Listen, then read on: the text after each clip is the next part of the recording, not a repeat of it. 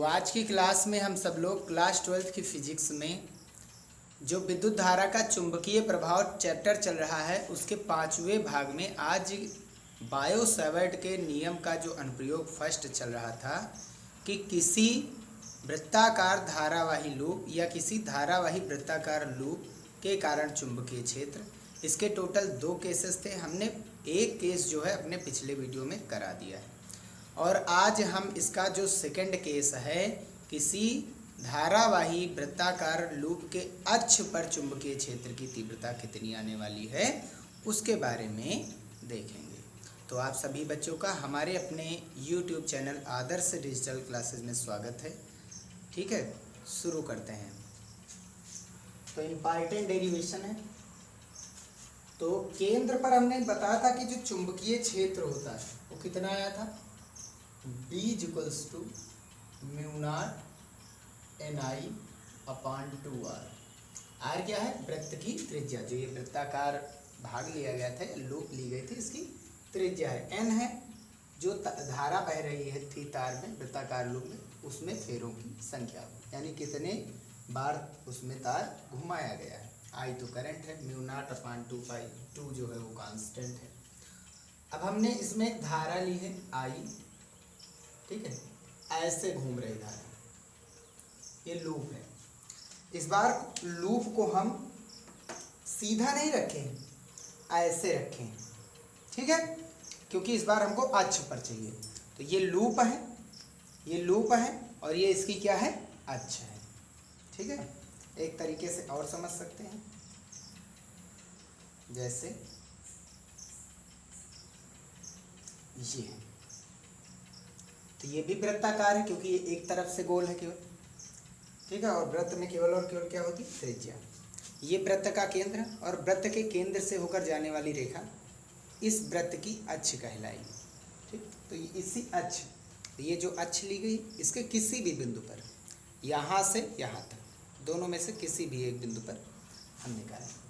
तो मान लिया जो वृत्ताकार लूप है उसका केंद्र क्या है, वो है, और इसकी जो त्रिज्या है वो कैपिटल R है। याद रखिए पिछले वाले में स्मॉल r और त्रिज्या दोनों सेम थी, तो इसलिए दोनों सेम थी, तो इसलिए वहाँ पर स्मॉल r दिया गया था। ये त्रिज्या है, तो ऊपर वाली भी क्या होने वाली है, ये त्रिज्या ही होगी। ठीक है, इसमें एक चीज़ हम करेंगे कि 2 लूप लेंगे। अच्छा, धारा कैसे बह रही है, धारा ऐसे है, लूप रखा गया, थोड़ा सा तिरछा बनाएगा ताकि दिखाई दे। लूप ऐसे है, ऐसे धारा, ऊपर वाले में धारा जा रही है और नीचे वाले में धारा आ रही है। तो इस वाले में धारा गई और उधर से आई, धारा ऐसे गई, ऊपर अंदर गई और नीचे से बाहर आई। ठीक है, तो ऐसे धारा चल रही, तो ऊपर वाले में धारा कहाँ गई, अंदर, यानी दूर जा रही, तो क्या लगाएंगे, क्रॉस। और नीचे से धारा वापस घूम करके बाहर आ रही है, तो यहाँ क्या लगाएंगे, डॉट। डॉट और क्रॉस का मतलब क्या होता है, लंबवत भीतर की ओर, लंबवत बाहर। ठीक, यहाँ पर हमने एक बिंदु लिया है, M नाम दे रहे हैं, और इसका बिंदु ले रहे हैं, N नाम। अब इसकी अक्ष क्या होने वाली है, तो हमने बताया था केंद्र से क्या खींचनी है, रेखा। तो इस ओर यहाँ पर एक बिंदु ले रहे हैं जिसकी केंद्र से दूरी कितनी है, x है। केंद्र से दूरी इसकी कितनी है, x। ठीक है, इस बिंदु का नाम क्या है, इस बिंदु का नाम है P। और इसी पूरी धारावाही वृत्ताकार लूप के कारण P पर हम चुंबकीय क्षेत्र निकालने वाले हैं। ठीक, तो इसके लिए हमने बताया था बायो सावर्ट का नियम है और उसी का प्रयोग करना। और बायो सावर्ट नियम क्या बताया था, एक छोटी लंबाई के कारण चुंबकीय क्षेत्र dB = μ0/4πI, छोटी लंबाई क्या मानी गई थी, dl sin थीटा क्या है, dl और r के मध्य बना कोण, ये है। ठीक है, तो ऐसे ही यहाँ पर हम एक अल्पांश लेंगे, जैसे ये लूप है, तो यहाँ पर हम एक अल्पांश ले रहे हैं बिंदु M पर, बिंदु M पर लेंगे। ठीक है, ऐसे लूप रखिए बिंदु M पर। ठीक है, तो यहाँ पर हम dl की क्या ले रहे हैं, दिशा, क्या ले रहे हैं यहाँ पर, dl एक छोटा, तो ये लूप पर एक dl लिया गया है, ये लूप है ना, इसी पर एक dl लिया गया। और डीएल से कितना कोण बना करके आया है, आर थीटा कोण बना करके।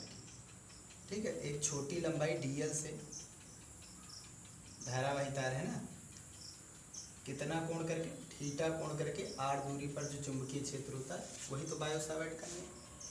ठीक, तो एक छोटी लंबाई के कारण हम मानेंगे क्योंकि कोण हमको चाहिए और थीटा हर जगह बदल रहा है। ठीक है, थीटा अगर बदल जाएगा तो फिर सब आ नहीं पाएगा। ठीक है, चलिए अब आगे देखते हैं। तो इस बिंदु M पर किसके कारण, डीएल के कारण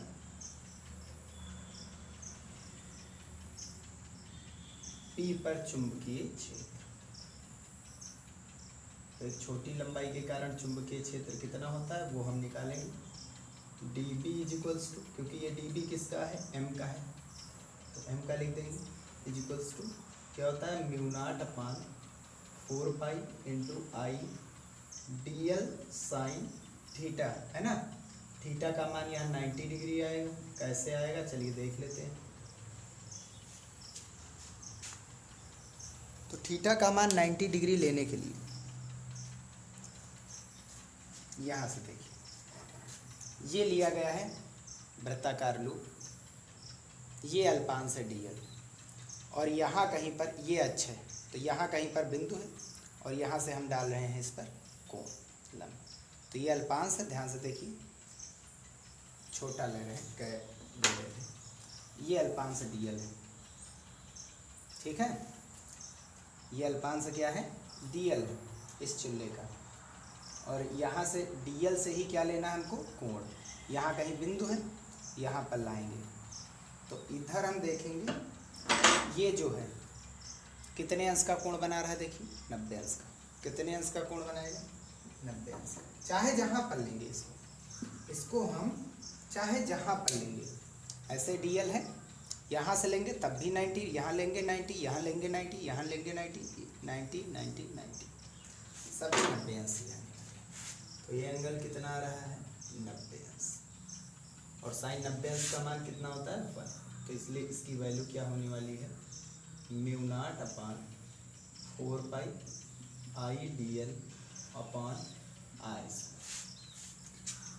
अच्छा, ये DL निकल आई। अब इस DL के कारण जो dB आया है इसकी दिशा क्या होगी, हम तो मान तो निकाल लिए, अब हमको क्या निकालनी, दिशा।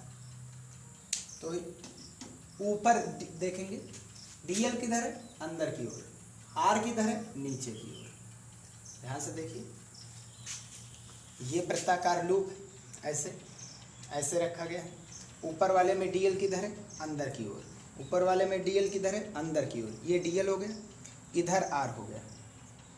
ठीक है, हमने क्या बताया था, DL से R जाना है। DL से R जाएंगे तो अंगूठा कहाँ जा रहा है, नीचे की ओर। DL से R जाने पर अंगूठा कहाँ आ रहा है, नीचे की ओर। सेकेंड रूल क्या था, बताया था, दक्षिणावर्त नियम। धारा की दिशा में अंगूठा रखना है। जो M पर धारा है वो किधर है, क्रॉस लगा यानी भीतर की ओर, तो अंगूठा धारा की दिशा में रख रहे हैं। अब उंगली को घुमाएंगे तो नीचे की तरफ उंगली जा रहा है, P पर देखेंगे उंगली किधर जा रही है, नीचे की तरफ। धारा की दिशा में अंगूठा रखें, उंगली P की तरफ से घुमाएंगे, अगर घुमाएंगे तो ये अंदर जा रही है। धारा की दिशा में अंगूठा रखेंगे तो उंगली घुमा रही है, कहाँ जा रहा है, अंदर यानी नीचे की ओर।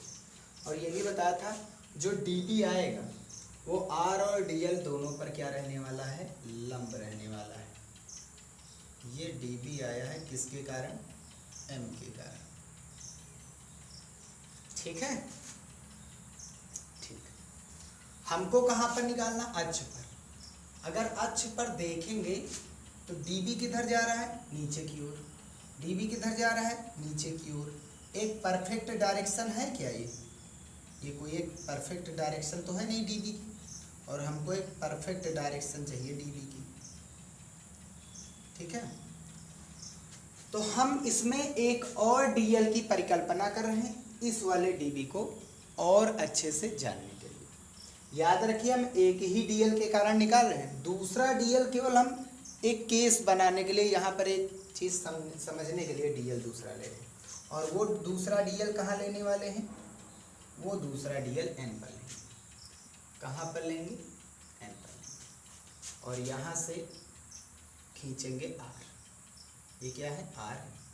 एंगल अब भी कितना बनने वाला है, 90 डिग्री। कैसे, फिर से वही चीज, धारा किधर आ रही, सामने की ओर, तो डीएल की दिशा भी किधर होगी, सामने की ओर। आर किधर जा रहा है, ऊपर की ओर। एंगल दोनों में कितना बनेगा, 90 डिग्री। जब वृत्ताकार लूप है, ऐसे ऐसे धारा जा रही, ऐसे धारा घूम रही, ऐसे धारा घूम रही है, तो इसमें धारा किधर आ रही, सामने की ओर। ये डीएल हो गया, ये हो गया आर। एंगल कितना बनेगा, हमने बताया था चाहे जहाँ से लेंगे कितना बनेगा, 90 डिग्री। ये एंगल हर बार कितना आएगा, 90 डिग्री, ये वाला, ठीक है। तो अब निकालेंगे हम किसका, बिंदु एन पर डीएल के कारण चुंबकीय क्षेत्र। कहाँ पर निकाल रहे हैं, पी पर। तो इस बार चुंबकीय क्षेत्र कौन उत्पन्न कर रहा है, बिंदु एन वाला डीएल, ठीक है। कितना, μ0/4 होता है। करंट कितनी है लूप में, आई है, तो आई इंटू लंबाई कितनी है अल्पांश वाले की, डीएल ली गई। साइन कोण कितना बन रहा है, 90 डिग्री, अपान दूरी कितनी है, ये आर ही माननी है हर बार। वैल्यू कितनी आएगी, μ0/4 इंटू आई डीएल। साइन 90 का मान 1, और 1 का मल्टीप्लाई इससे कराएंगे डीएल से, तो डीएल आएगा अपान आर। जितना चुंबकीय क्षेत्र बिंदु एम वाले का आ रहा है, ठीक उतना ही बिंदु एन वाले का आ रहा है। वेक्टर राशि लगा दीजिए वेक्टर, क्योंकि बिंदु एम वाले का चुंबकीय क्षेत्र बराबर है बिंदु एन वाले के चुंबकीय क्षेत्र, तो इसलिए हम इसे डायरेक्ट क्या मान लेंगे, डीबी। जब दोनों आपस में बराबर है तो इसलिए हम डायरेक्ट इसे क्या मान लेंगे, डीबी मान लेंगे। अच्छा, हमने निकाल तो लिया बिंदु एन का डीबी, ठीक है, बिंदु एन के लिए चुंबकीय क्षेत्र। अब इसकी दिशा किधर आएगी, तो इसमें धारा किधर आ रही, बिंदु एन पर धारा किधर आ रही, सामने की ओर। उंगली घुमाएंगे तो धारा सामने की ओर है, उंगली घुमाएंगे धारा की दिशा में अंगूठा, उंगली घुमाएंगे तो इस ओर उंगली कहाँ जा रही, ऊपर, इस ओर उंगली कहाँ आ रही, नीचे। हमको किस ओर निकालना है, दाहिनी ओर। धारा की दिशा में अंगूठा रखेंगे, उंगली घुमाएंगे, यहाँ पर पी है ना, धारा की दिशा में अंगूठा रखेंगे, उंगली घुमा रहे हैं तो उंगली कहाँ जा रही है, बिंदु पी पर, ऊपर की ओर, ठीक है। यह एक और तरीका है। डी, जिस ओर धारा उसी ओर क्या है, डीएल। जिस ओर धारा उसी ओर डीएल है, तो डीएल सामने है, आर किधर है, ऊपर की ओर। ये सामने, ये डीएल है, ये आर है। कितने अंश के कोण पर, 90। तो डीएल से आर जाएंगे, डीएल से आर जाएंगे, अंगूठा कहाँ जा रहा है, ऊपर की ओर। तो चुंबकीय क्षेत्र एन वाले का किधर आएगा, ऊपर की ओर, जो कि आर पर क्या होने वाला है, 90 अंश। ये आर पर कितना होता है, 90 अंश। ये चुंबकीय क्षेत्र आया बिंदु एन का, ठीक है, बिंदु एन का चुंबकीय। कोई दिक्कत, थोड़ा सा तिरछा बन रहा है, सीधा कर रहे हैं ऐसे, चलिए ठीक है। अगर ये कोण हमने थीटा नाम दे दिया, तब ये वाला कोण भी कितना आने वाला है, थीटा। क्यों आएगा, क्योंकि इसके सामने वाली भुजा आर है, इसके सामने वाली भुजा आर है, तो भुजाएं समान है तो उनके सामने वाले कोण भी समान होते हैं, ठीक है।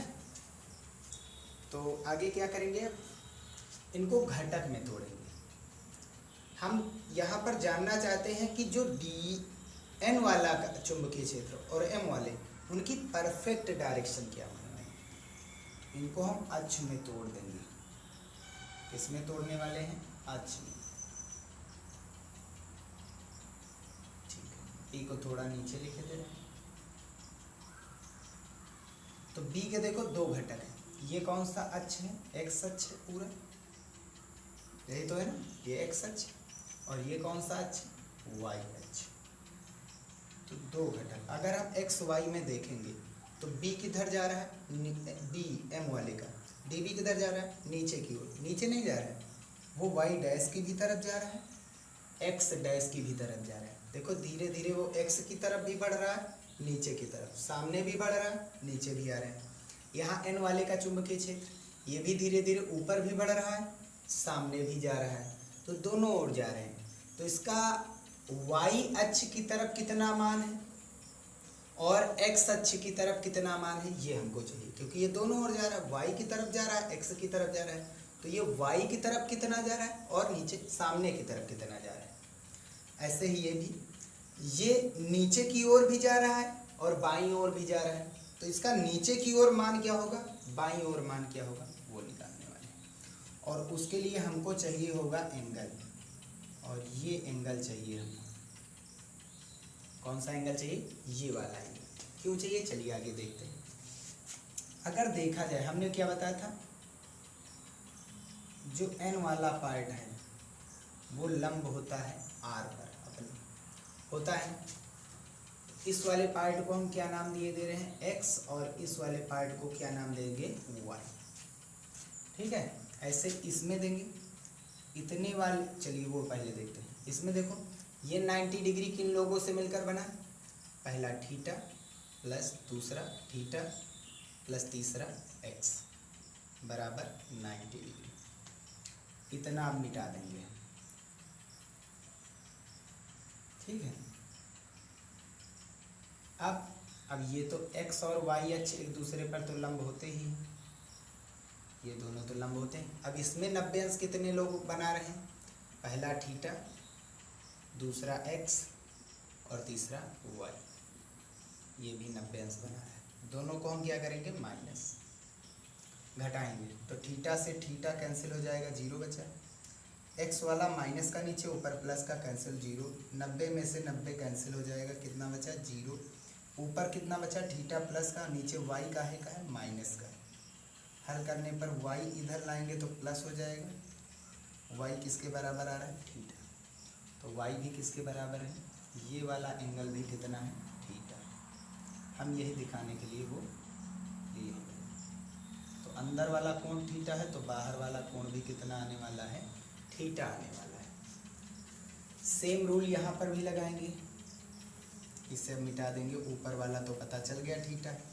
अब ये कितना आने वाला है, ये अब इस ये वाला dB m वाले का है, और m वाले के लिए r यहाँ पर है, और ये दोनों कितने अंश के कोण बनाएंगे, 90 अंश के। तो ये वाला थीटा प्लस ये वाला थीटा प्लस ये वाला a नाम दे दो, ये वाला b नाम दे दो। थीटा थीटा और a मिल करके कितने अंश का कोण बना रहे हैं, 90 अंश का। इसका काम खत्म हो गया, ठीक।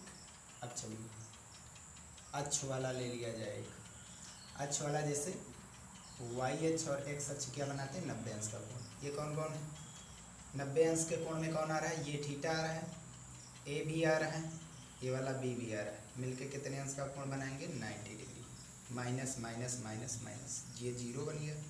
ए वाला ए से कैंसिल, थीटा वाला थीटा से कैंसिल, ऊपर थीटा प्लस का है, बी नीचे का है माइनस का, और बराबर में क्या बचा, 0।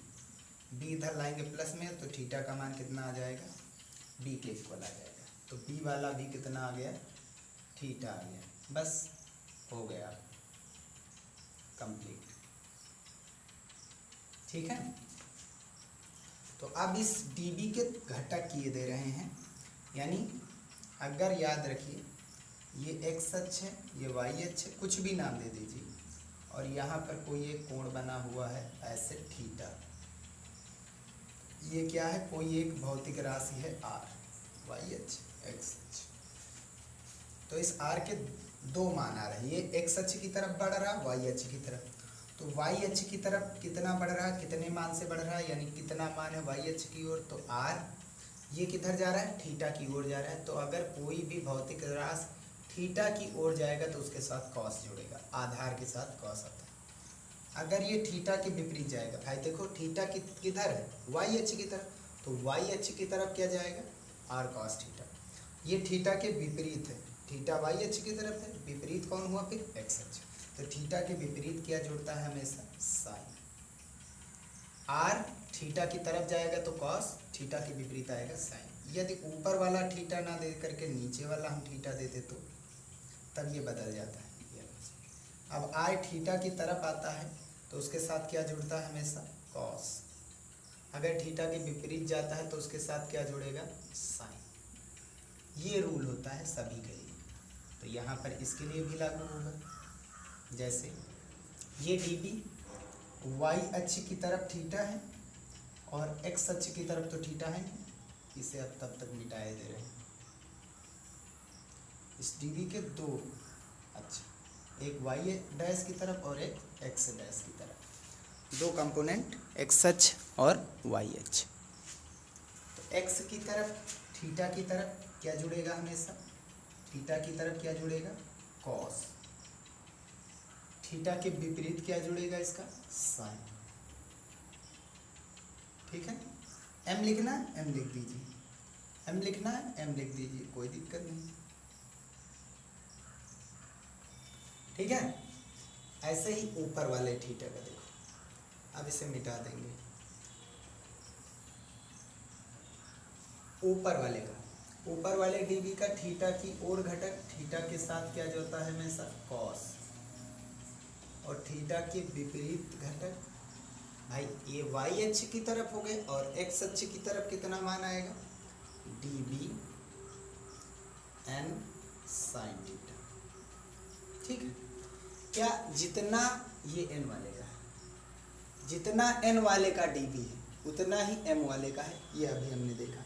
इन दोनों के डी बी आपस में बराबर है, तो जितना डी बी ऊपर है उतना ही नीचे है। एम लिखो चाहे एन लिखो चाहे ना लिखो। तो ऊपर इस पी को ऊपर की ओर कितने लोग खींच रहे हैं? D B N cos theta. नीचे की ओर भी कितने लोग खींच रहे हैं? D B M cos theta. M वाले एन वाले बराबर है। और ये डी बी एन किसके बराबर है? डी बी के बराबर। तो ऊपर की तरफ कितना खींचा जा रहा है? D B cos theta. नीचे की तरफ पी वाला कितना खींचा जा रहा है? D B cos theta. तो जितना इसे ऊपर जितने लोग इसे ऊपर खींच रहे हैं उतने ही लोग इसे नीचे खींच रहे हैं, तो ये तो एक दूसरे को निरस्त कर देंगे, ये तो ऊपर नीचे जा नहीं पाएगा। तो डीबी के जो थीटा की ओर घटक हैं वो आपस में कैंसिल हो रहे हैं। एन वाले को कौन कैंसिल कर रहा है? एम वाला। और एम वाले को कौन कैंसिल कर रहा है? एन वाला। ये आमने सामने वाले कैंसिल हो रहे हैं। चुंबकीय क्षेत्र बचा कौन? जब ऊपर नीचे वाला खत्म हो रहा है तो बचा कौन? केवल सामने वाला। कौन बचा? सामने वाला, वो चाहे एम का भी हो और चाहे एन वाले का हो। जिसके जितने भी आए, एम वाले का चुंबकीय क्षेत्र भी अंदर जा रहा है, एन वाले का चुंबकीय क्षेत्र भी अंदर जा रहा है। ऊपर वाले क्या हो रहे हैं? कैंसिल। चुंबकीय क्षेत्र बचा किधर? अंदर की ओर। तो नेट चुंबकीय क्षेत्र या परिणामी चुंबकीय क्षेत्र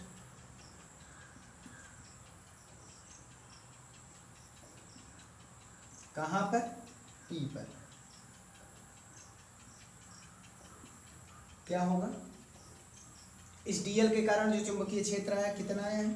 डी बी साइन थीटा। हमने ये बताया था एम और एन वालों का डी बी सेम ही है, जो एम है वही एन वाला है। और ये कितने डीएल के कारण आया है? एक डीएल के कारण है, और उसी का क्या कर देना है? समाकलन। ठीक है, ऐसे छोटे छोटे डीएल निकाल करके हम डी बी साइन थीटा ला सकते हैं। अच्छा, कुछ लोग इसमें कंफ्यूज होंगे कि ये आपस में जुड़े क्यों नहीं?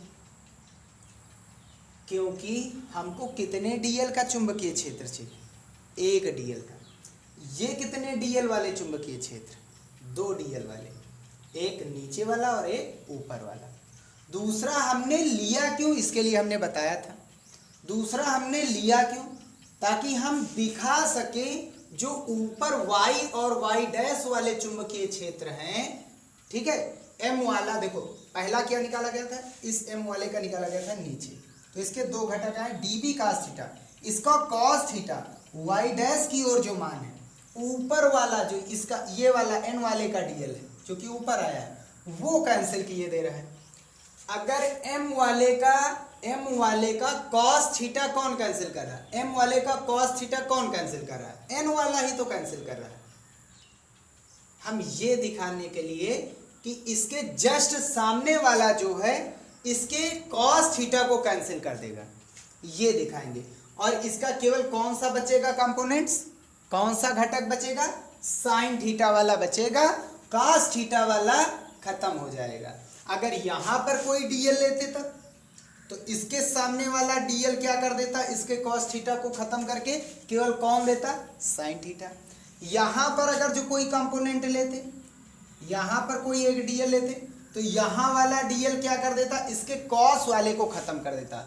आमने सामने वाले आपस में जो कॉस थीटा वाले कंपोनेंट है वो खत्म करेंगे, बचाएंगे केवल कौन? साइन थीटा वाले। किधर की ओर आएंगे? अंदर की ओर आएंगे, क्योंकि धारा की दिशा में उंगली घुमानी, धारा ऐसे घूम रही, धारा की दिशा में उंगली घुमाएंगे। अंगूठा किधर जा रहा है? बाईं ओर। तो चुंबकीय क्षेत्र नेट किधर मिलेगा? बाईं ओर। ऊपर नीचे कैसे मिलेगा? और ये किधर जा रहा है? अंदर भी जा रहा है, बाईं ओर भी जा रहा है, नीचे भी आ रहा है। तो इसका नीचे वाला हिस्सा कैंसिल कर रहा है कौन? एन वाले का ऊपर वाला हिस्सा। ठीक है, अगर हम एन वाला ले रहे हैं तो एन वाले का लिखेंगे, एन वाला अल्पांश लेंगे तो उसका ले सकते हैं डी बी साइन थीटा। एक ही अल्पांश का लेना है, एक ही अल्पांश का लेना। ये डी बी साइन थीटा कितने अल्पांश के हैं? ये डी बी साइन थीटा कितने अल्पांश के हैं? 2 अल्पांश के हैं, एक नीचे वाला और एक ऊपर वाला। ठीक है, चलिए तो b बराबर db का मान रखेंगे। db जो है डी एन वाले का चाहे रखो चाहे एम वाले का सेम ही है। कितना है? Mu nought upon 4 pi I D L upon R square. Sine theta का मान निकाल रहे हैं, त्रिभुज ले रहे हैं यहाँ पर। अगर देखा जाए तो ये एंगल कितना माना गया था? थीटा। और ये भी कितना था? थीटा। ठीक है, तो ये एंगल कितना गया था? थीटा। ये कौन सा था बिंदु? एम था, और ये क्या था? ओ था, और ये क्या था? पी था। चलिए उसी में बनाए दे रहे हैं। तो थीटा के सामने वाली भुजा हमेशा क्या होती है? ये वाला त्रिभुज लेना है, इसे हटा दें। ये वाला त्रिभुज ले रहे हैं, कौन सा त्रिभुज है? 90 अंश का समकोण। तो थीटा के सामने वाली भुजा लंब, 90 अंश के सामने वाली भुजा कर्ण, जो शेष बच रही वो क्या है? आधा। ठीक है, तो त्रिभुज, समकोण त्रिभुज एम ओ पी में साइन थीटा बराबर क्या होता है? लंब बटा कर्ण। तो लंब कितना है? आर है, कर्ण कितना है? स्मॉल आर है। ये मिल गया हमको साइन थीटा का। Small R upon capital R upon small R. Capital R त्रिज्या कांस्टेंट है, ये तो अंदर है। ये आर भी क्या है? कांस्टेंट है। दूरी ये बायोसावर्ट वाला है यार। अंदर बचा कौन? डीएल, क्योंकि डीएल छोटे छोटे छोटे छोटे छोटे छोटे डीएल जब मिलाएंगे तो ये पूरी की पूरी परिमाप बनाएगा कि नहीं? छोटे छोटे इसके डीएल लिए जाएंगे, छोटे छोटे खंड लिए जाएंगे, छोटे छोटे खंड लेंगे तो ये पूरा का पूरा क्या बना देंगे? इसका परिमाप बना देंगे। और इसका परिमाप इसकी परिधि होती है, वृत्त का परिमाप भी उसकी परिधि है। चारों ओर का माप टोटल कितना देंगे? 2 पाई। इसकी त्रिज्या कितनी है? Capital R. ठीक है, तो ये आपस में मिलकर के 2 पाई आर दूरी बनाने वाले हैं। तो ये बाहर चलाएगा। अभी हम देखते हैं स्मॉल आर कांस्टेंट क्यों है, अभी आगे चल के देख लीजिएगा। तो ये बाहर जब जाएगा mu naught upon 4 pi into I बाहर चला गया, आर बाहर चला गया, और नीचे से आर क्यूब बाहर। अंदर कौन है? डीएल। और छोटे छोटे डीएल क्या देने वाले हैं? परिधि देने वाले हैं। पूरी की पूरी परिधि आएंगे, जोड़ेंगे जब टोटल आकर के छोटे डीएल तो पूरा परिमाप बना रहे हैं। और पूरा परिमाप कितना होता है वृत्त का? 2 पाई इंटू त्रिज्या इसकी कैपिटल आर। 2 पाई, ये आपस में कैंसिल। कितना आया बी का मान? Mu naught upon 2 into I R square और अपॉन में आर क्यूब। ये बन गया चुंबकीय क्षेत्र। क्या हमको स्मॉल आर दिया गया था? नहीं, एक्स दिया गया था। तो पुनः हम यहाँ पर त्रिभुज, समकोण त्रिभुज में कौन सी प्रमेय लगाने वाले हैं? पाइथागोरस थ्योरम, क्योंकि 2 भुजा ज्ञात, तीसरी ज्ञात हो जाएगी। पाइथागोरस थ्योरम केवल और केवल समकोण त्रिभुज पर ही लागू होती है। पाइथागोरस थ्योरम या प्रमेय से कर्ण स्क्वायर बराबर क्या होता है, लंब स्क्वायर प्लस आधार स्क्वायर। कर्ण कितना है, 90 अंश के सामने कर्ण r है, बराबर लंब कितना है r स्क्वायर, आधार कितना है x स्क्वायर। इधर से स्क्वायर हटाएंगे, इधर क्या लग जाएगा रूट, और रूट का मतलब क्या होता है पावर 1/2। ये मिल गया हमको r की वैल्यू, यहाँ पर रखेंगे तो b बराबर म्यू नॉट अपान देख ले रहे हैं, दिखाई दे रहा है, ठीक है। तो b बराबर निकालेंगे अगर यहाँ से हम, तो म्यू नॉट/2, पाई कैंसिल हो जाएगा, कहीं पर भी वृत्त की बात करेगा वहाँ पाई नहीं आने वाला है। बायो सावर्ट के नियम में कहीं पर भी वृत्ताकार लूप होगा तो वहाँ नीचे पाई नहीं आएगा, इंटू आई r स्क्वायर अपॉन इस वाले r क्यूब का मान, r का मान कितना आया है r square plus x square की होल पावर 1/2 इंटू ब्रेकेट, यहाँ पर लगा दे रहे हैं ब्रेकेट बड़ा वाला पावर 3।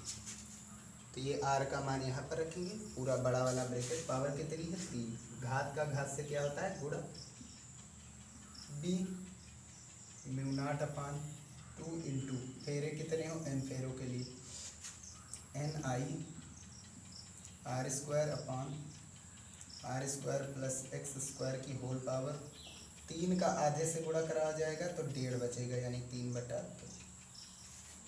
कितने फेरों के लिए ही, n फेरों के लिए, n फेरे मतलब अगर एक तार में आई धारा तो 2 तार में 2i, तार कितनी बार घुमाए गए हैं n बार, एक बार घुमाए i, 2 बार घुमाए 2i, 3 तार के लिए 3i, 4 बार घुमाएंगे 4i, 5 बार घुमाएंगे 5i, ऐसे n बार घुमाएंगे तो ni आएगा।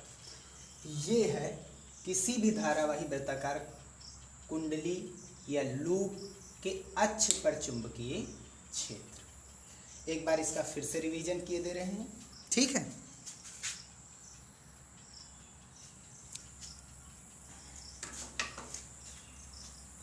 तो इसमें हम 2 अल्पांश का प्रयोग करेंगे। क्यों करेंगे 2 अल्पांश का प्रयोग, ताकि हम यहाँ पर दिखा सके जो नेट चुंबकीय क्षेत्र है वो केवल अंदर ही रहने वाला है, क्योंकि धारा ऐसे घूम रही है, ऐसे घूम रही है, ऐसे घूम रही है, ऐसे घूम रही है। हमने बताया था प्रैक्टिस करना है, ऐसे घूम रही धारा, ऐसे घूम रही धारा। तो धारा की दिशा में चाहे उंगली करो, उंगली ऐसे घुमाओगे तब भी अंदर, यहाँ लाओगे तब भी अंदर, यहाँ पर लाओगे अंगूठा तब भी अंदर जा रही उंगली, यहाँ पर लाएंगे अंगूठा तब भी अंदर उंगली जा रही, यहाँ पर लाएंगे जब अंगूठा तब भी किधर जा रही, इस ओर। धारा किधर आएगी, ऊपर जा रही ना, इस ओर ऊपर जा रही, तो अंदर, इधर अंदर, इधर अंदर, नीचे से धारा बाहर आ रही तो अंदर। या फिर धारा की दिशा में उंगली घुमाओ, धारा की दिशा में उंगली घुमाओ, अंगूठा इधर आ रहा है तो नेट चुंबकीय क्षेत्र सामने ही है। नेट चुंबकीय क्षेत्र इसका सामने ही मिलता है, अक्ष पर ही घूमता रहता है, ऊपर और नीचे नहीं आते हैं। और इस डीएल के कारण जो चुंबकीय क्षेत्र बन रहा है वो देख लो नीचे भी जा रहा है और सामने भी जा रहा है। और हमको पता है चुंबकीय क्षेत्र केवल किधर रहता है, सामने। ये किधर जा रहा है, सामने भी जा रहा है, नीचे भी जा रहा है, और आएगा किधर, अंदर की ओर। तो इसका मतलब नीचे वाला कैंसिल हो रहा होगा, तभी तो नेट चुंबकीय क्षेत्र किधर जा रहा है, धारा किधर बता रही, अंदर की ओर। और आ किधर रहा है, बीच में आ रहा है, ये तो अंदर जा नहीं रहा, अंदर भी जा रहा है लेकिन नीचे भी जा रहा है। तो नीचे वाला इसका मतलब कैंसिल हो रहा है, तभी तो ये अंदर नेट बता रही धारा। नीचे वाला कैंसिल कौन कर रहा है, इसके जस्ट सामने वाला एक डीएल लेंगे, उसके कारण जो चुंबकीय क्षेत्र निकाले वो भी किधर जा रहा है, ऊपर की ओर जा रहा है। और नेट चुंबकीय क्षेत्र कुंडली के कारण किधर आ रही है, अंदर की ओर। और ये भी किधर जा रहा है, अंदर भी जा रहा है, ऊपर भी जा रहा है। तो अगर हमने इसका लंबवत घटक निकाला, यानी ऊपर अंदर की ओर वाला मान चुंबकीय क्षेत्र निकालना है और ऊपर नीचे वाला निकालना है दोनों के, तो इसका ऊपर की ओर आ रहा है dB cos थीटा, इसका नीचे की ओर आ रहा है dB cos थीटा। ये दोनों एक दूसरे को कैंसिल कर देंगे, क्योंकि जो चुंबकीय क्षेत्र है वो सदिश राशि है, और सदिश राशि यानी कि इसमें दिशा का पालन होगा। दिशा अलग अलग है तो घट जाएंगे, दोनों को घटाएंगे, बचा कितना, 0। यानी जितना पी को ऊपर खींच रहा है उतना ही नीचे खींचा जा रहा है, तो ये तो कहीं जाने वाला नहीं, ये पी यहीं पर रहेगा। यानी ऊपर वाला नीचे वाले को खत्म किए दे रहा, बहुत टाइट पकड़े हुए। और नेट बचा किधर, अंदर की ओर। और दोनों के चुंबकीय क्षेत्र हम देख सकते हैं, एन वाले डीएल का भी चुंबकीय क्षेत्र अंदर बता रहा है, और m वाले का चुंबकीय क्षेत्र भी अंदर बता रहा है। ये कितने dl का चुंबकीय क्षेत्र है? 2 dl का। हमको कितने dl के लिए बता है? बायो सेवर्ट ने 1 dl का बताया। और ये कितने dl का है? 2। हमको 1 का चाहिए। ठीक है, 2 dl का चाहिए। चलिए 2 से गुणा कराइए। 2 dl के 2 भी साइन थीटा है। 2 dl के कितने हैं? ये 2 dl के हैं। अगर 1 dl का निकालेंगे तो 2 dl के दोनों को ऐड करेंगे तो कितना आ जाएगा? 2 db साइन थीटा। 2 से 2 कैंसिल। अब dl कितना है? db sine theta. हमको 1 ही dl का चाहिए। और कितना आएगा वो? db sign theta. ठीक है, n और m वाली तीव्रताएं समान है, हमने पहले भी बताया था। अब यहाँ से हम थीटा साइन थीटा का मान रखेंगे। क्या होता है? लंब बटा कर्ण होता है। लंब है r, कर्ण कितना है? Small r। db का समाकलन करेंगे। हमने बताया था कोई भी वृत्ताकार लूप है उसको टोटल, उसकी परिधि टोटल लंबाई कितनी होती है? हमेशा कोई भी गोल है, परिधि वृत्ताकार है, इसकी जो टोटल लंबाई है, कोई भी गोल है, कोई भी आकृति गोल है तो उसकी लंबाई, गोल मतलब वृत्ताकार, उसकी लंबाई कितनी होने वाली? 2 पाई r। तो इसकी लंबाई टोटल कितनी होगी? 2 पाई r। कैंसिल करके हम वैल्यू निकालेंगे। हमने बताया था स्मॉल r कांस्टेंट है। क्यों है कांस्टेंट? देखो स्मॉल r की वैल्यू में कौन आ रहा है? Capital R into x. Capital R constant, x दूरी हमने नियत कर दी थी, वो भी कांस्टेंट। इसका मतलब r भी क्या होने वाला था? कांस्टेंट, जो हमने ले लिया था। तो ये है हमारा वृत्ताकार धारावाही लूप के अक्ष पर चुंबकीय क्षेत्र का डेरिवेशन। ठीक है, बस यहीं पर वीडियो समाप्त होता है। वीडियो पसंद आया हो तो उसे लाइक ज़रूर कीजिए। एक बार आपको समझ में नहीं आया जहाँ पर, उसे रिवाइज करके देख लीजिएगा। कमेंट में बताइए वीडियो कैसा लगा। मिलते हैं नेक्स्ट वीडियो में।